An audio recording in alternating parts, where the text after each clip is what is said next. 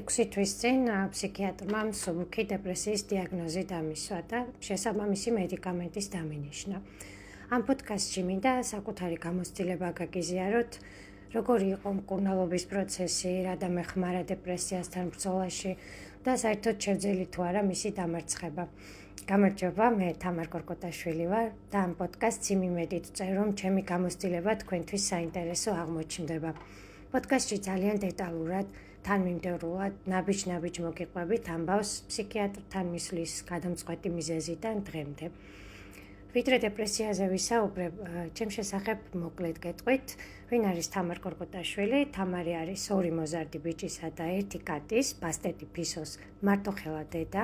ეს 36 წლის გადარეული ქალბატონი გახლავთ პოეტი, პერფორმერი და აქვე გეტყვით, რომ მისი ლიტერატურული ფსევდონიმია ჯუდი ლი. ამ პერსონალური მონაცემების აღნიშვნა ვფიქრობ არა უადგილო, რადგან დეპრესიაზე მათგან განყენებულად საუბარი გამიჭირდება. აქვე უნდა აღნიშნო ერთი გადასარევი ამბავი, ცხოვრობა არც მეტი, არც ნაკლები თანამედროვე საქართველოში, კერძოდ თბილისში და მთელი ამ ქაოსის, აქციების, სიმართლისთვის ბრძოლის ორგანული ნაწილი ვარ. პირველი ბიძგი, რის გამოც თვეების წინ ფსიქიატრთან მისვლა გადავწყვიტე, იყო ძალიან კონკრეტული შემთხვევა. ონლაინ საუბრისას რაღაცაზე გაბრაზებულმა მეგობარს მიწერე თავს მოვიკლავ მეთქი და ყველაფერი გავთიშე. მეგობარი რა თქმა უნდა შეშფოთს და შუაღამისას საჭესთან ნასვამი დაждდა და რადგან ვერაფრით მიკავშირდებოდა სახლთან დამადგა. როცა გვანს მოვეგე, მივხვდი რამხელა საფრთხის წინაშე დავაყენე ადამიანი. მართლა მაგრად გადავრჩი, რომ იმ ღამით მეგობარმა არც მანქანა დალეწა და არც საკუთარი თავი. ეს იყო გარდამტეხი მომენტი. თუ იქამდე რაღაცნაირად ვუძლებდი უსუსურობის განცდას, საწოლიდან ვერადგომებს, ფიზიკურ სისუსტეს, სუიციდურ აზრებს, ძილიანობისკენ მუდმივ მიდრეკილებას, თვალთვალის შიშს და გაურკვეველი მომავლით გამოწვეულ დაუცველობას, ამჯერად სხვისი დაზიანების საფრთხეს დაემატა ამ ჩამონათვალს და მივხვდი, რომ პროფესიონალის დახმარება მჭირდებოდა ნამდვილად. მოკლედ, პირველი და მთავარი ნაბიჯი ვფიქრობ, კარგად გახდომის გადაწყვეტილება იყო.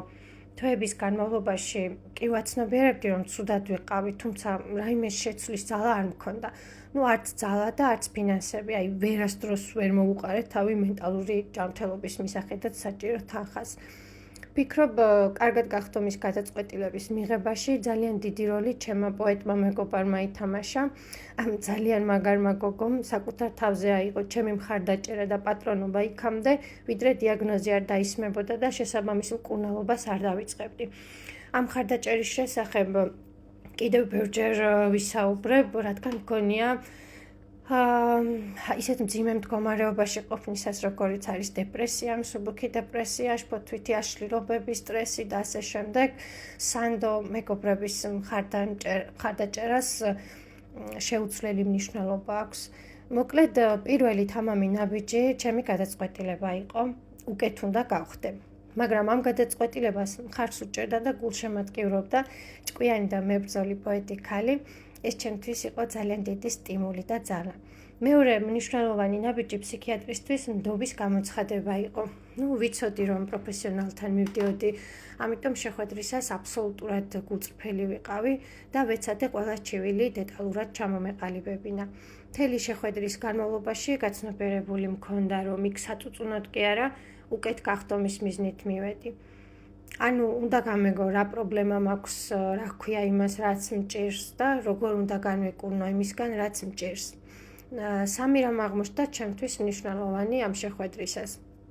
პირველი ეს იყო პირადი და არა ონლაინ შეხვედრა პროფესიონალთან. მეორე ეს იყო აბსოლუტური ნდობა და მესამე პასუხისმგებლობის გრძნობა მეგობრის წინაშე, რომელსაც დავპირდი, რომ უკეთ გავხდებოდი. მესამე ნაბიჯი იყო ფსიქიატრის დანიშნულების ზუსტად და დროულად შესრულება. მართალია მხოლოდ ერთი მსუბუქი ანტიდეპრესანტი დამინიშნა, თუმცა დეპრესიის დროს ისეთი მარტივი დავალების შესრულებაც კი, როგორც კონკრეტული წამლის ყიდვა და მისი ყოველდღიურად განსაზღვრული დოზით მიღება, დიდ სირთულეს წარმოადგენს დამეთანხმებით. ახლა პირველ 3 ნაბიჯს შევაჯამებ, რადგან ყველაზე რთული სწორედ მათი გადადგმა მგონია. პირველი ყველაზე თამამი გადაწყვეტილება ეს არის უკეთ გახდომის გადაწყვეტილება, თუმცა მისი მიღება და მის შესასრულებლად ზრუნვა ჩემ შემთხვევაში სანდო მეგობრის ჩართულობამ გამიადვილა. მეორე ნაბიჯი ფსიქიატრისადმი ნდობა, ჯეროდა პროფესიონალი სწორად შევარჩიე და ის ჩემს დახმარებას შეძლებდა. მესამე ნაბიჯი ფსიქიატრის დანიშნულების დროული და ზუსტი შესრულება. როცა ცუდად ხარ ამის მარტო კეთება ძალიან რთულია. ამ შემთხვევაში ჩემი მეგობრები აღმოჩნდნენ ჩემთვის ბიძკისა და ძალის მომცემი.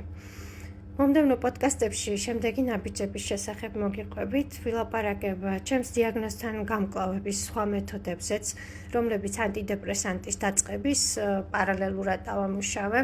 და თუ ფიქრობთ, რომ ჩემი პირადი გამოცდილება შესაძლოა ვინმეს რამეში გამოადგეს, გააზიარეთ პოდკასტი, გამოიწერეთ არხი. რა ვიცი, იქნება ეს კარგი შესაძლებლობა ერთად ვებრძოლოთ ჩვენი საუკუნის ყველაზე მავნე სენს დეპრესიას. დიდი მადლობა, მე თამარ გორგოტაშვილი ვარ და გპირდებით შემდეგ პოდკასტში კიდევ უფრო საინტერესო დეტალებით დაგიბრუნდებით.